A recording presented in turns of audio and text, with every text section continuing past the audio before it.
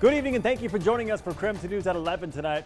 I'm Mark Hanrahan. Thank you for joining us. We start tonight with some breaking news. Spokane police just wrapped up a standoff situation on North Oak and West York. They were focused on an RV with a suspect inside. KREM 2's Kyle Simchuk has the latest from the scene tonight. Moments after our 10 o'clock broadcast, the SWAT team was able to get inside the RV and take that suspect into custody. Police have identified him as 21-year-old Daniel Zurcher. He's been arrested for first-degree robbery, second-degree assault, and third-degree malicious mischief. Police say earlier this evening he went down to a 7-Eleven less than a mile from here.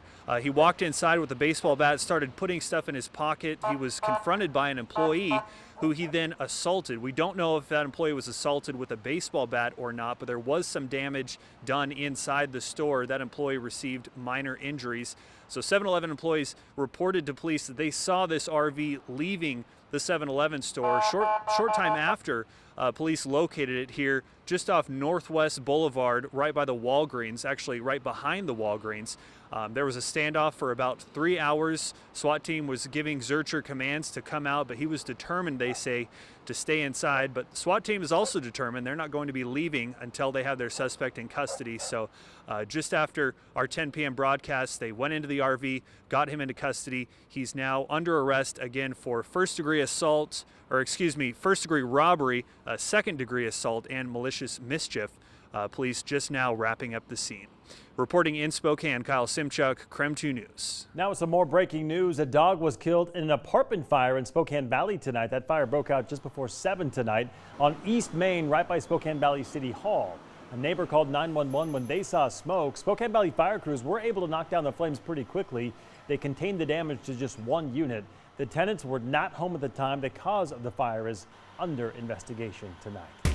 New tonight, for the first time in more than 2 years, Spokane City Council members held their meeting in person. Masks no longer required at City Hall, and no council members wore them tonight. This was also the first time that council members Zach Sapone and Jonathan Bingle were seated in council chambers together. So it's just great to be back. It feels wonderful. So please take care of yourself, and if you can, take care of someone else. We are adjourned. The City Council will continue to stream meetings online, and people can still testify virtually if they choose to do so. Now to our Night Beat with a quick look at today's top stories. A big scare earlier today as Moses Lake police arrested a middle school student after they say he brought a loaded gun to school, and they say that student also had a potential hit list. According to the Moses Lake School District, the first reports came in at around 9:45 this morning. Moses Lake Police Chief Kevin Furr said officers arrived within minutes and found a gun and ammunition in the student's bag. He said they also found a list of names they believe may have been planned targets. Reporting it to the school security was exactly what we asked our students and staff to do, is to report it so that law enforcement can get involved really quick, and that we can, in this case, avert what could be a serious incident. The student, a 13-year-old boy, was arrested for unlawful possession of a firearm and felony harassment. First said the school never went into lockdown and no one was hurt. They also informed the students and staff who were on that list so they can take any legal action they feel is necessary. After 2 long years, students returned to school without masks today. They returned to life without a face covering, a bag of mixed emotions, as some students are still trying to get used to not having masks. It felt like my face was missing something. It was a little bit weird because I have it on so long. Many students chose not to wear a mask today, allowing students to really see each other in the classrooms for the first time in a while. And some students decided to keep theirs on today. Teachers also reminded students to respect everyone's choice to wear or not to wear a mask. The Spokane County Sheriff's Office stepping up their recruitment efforts. Last week, the Spokane County Board of Commissioners increased the hiring bonus for Sheriff's Office to $25,000. Sheriff Ozzie Knezevich requested the bigger bonus to draw in more top-of-the-line recruits for an already understaffed Sheriff's Office. According to the county's now amended sign-on bonus policy, the $25,000 bonus applies to lateral transfers, which are experienced deputies leaving another agency. Entry-level hires will get $10,000. Right now, the Sheriff's Office has 50 open deputy positions they need to fill this year. And that was your Night Beat. To learn more about any of these stories, just text us the word night to 509-448-2000. We'll send them directly to your phone.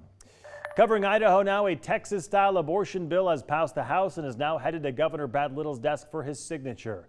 The bill bans abortions after 6 weeks of pregnancy before many women even know they're pregnant, and allows immediate family members of a woman who gets an abortion to sue the doctor who performed it.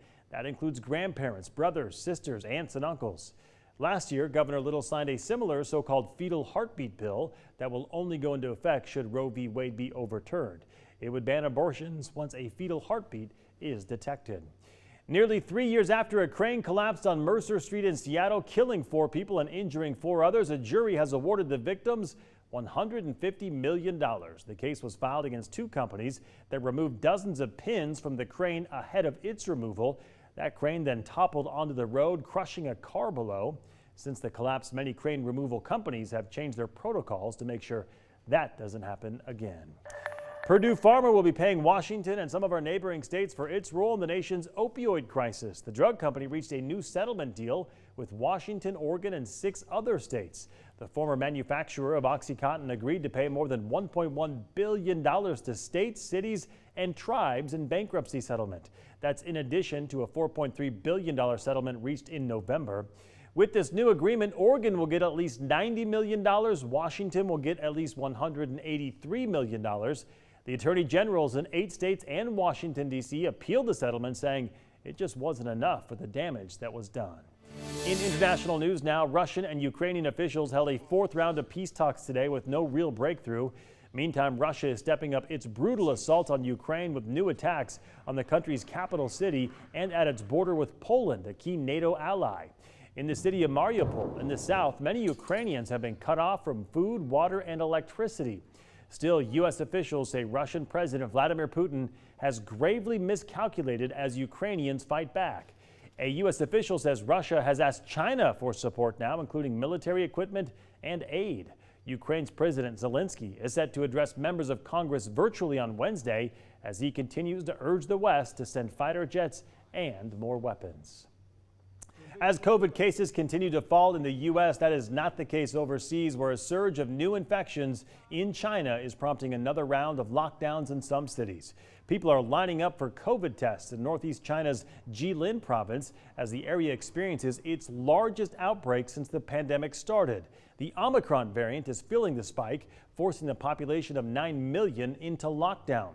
Parts of Beijing are also under lockdown right now. Meantime, across the Atlantic, Britain's government said Monday all remaining COVID measures will end on Friday. These measures include no more passenger locator forms and the requirement that unvaccinated people be tested for COVID-19 before and after their arrivals. This is all to make holiday travel for Easter a bit easier. As we start feeling the effects of spring here in the inland Northwest, other parts of the country are also starting to get their first taste of spring as well. Although still covered in snow, people in Minnesota got out and enjoyed a recent spike in temperatures in that city, with some even walking their dogs in the snow. A big deal for them with how cold it's been out there. All right, talking weather here locally. No signs of snow for us here in Spokane. We certainly, though, did get some wet weather today. Let's head back out to Chief Meteorologist Jeremy Legoo once again with his umbrella. Jeremy? Well, I have a confession. Mark? Yes. This is actually Thomas Patrick's umbrella. Okay. Thanks, Thomas. He appreciates it. Yeah, hopefully. You know, it keeps me dry, so here we go. There we go. All right, let's do this. Let's get you outside. 42, or no, let's keep you inside. It's nighttime. You know, you got to get rid of some of those morning habits. 42 degrees right now with a little bit of light rain coming down. It is a bit lighter than it was a little earlier, but expect it to continue, get heavier at times, lighter at times, and that's going to remain the trend. Temperatures hovering pretty close to 40 degrees right now, and that steady stream of moisture still sticking around. Notice it is really picking up down to our south. As you make your way down into the Palouse, you're going to find some heavy rain moving in here within, say, the next hour or so. That rain is going to continue all night long. Heavy at times, eventually tapering off tomorrow morning. It then works its way out, but notice tomorrow midday, kind of early afternoon, what you're looking at right there, some scattered storms, thunderstorms. And those scattered thunderstorms will be enough to maybe hear a couple rumbles of thunder, some locally gusty wind, but they're not going to be overly widespread. That's as we get our frontal boundary to pass overhead. Once that moves through, things will start to calm down, but as the frontal boundary passes, whether you see thunderstorms or not, tomorrow will be a bit breezy, so expect it to pick up. and stay strong throughout the day. Wind gusts over 30 miles per hour here in town. Sounds good, Jeremy. Thank you very much. All right, don't go to bed just yet. In a Creme 2 investigation, why Spokane's police chief is raising questions about safety at Spokane Public Schools. We are back in just 90 seconds.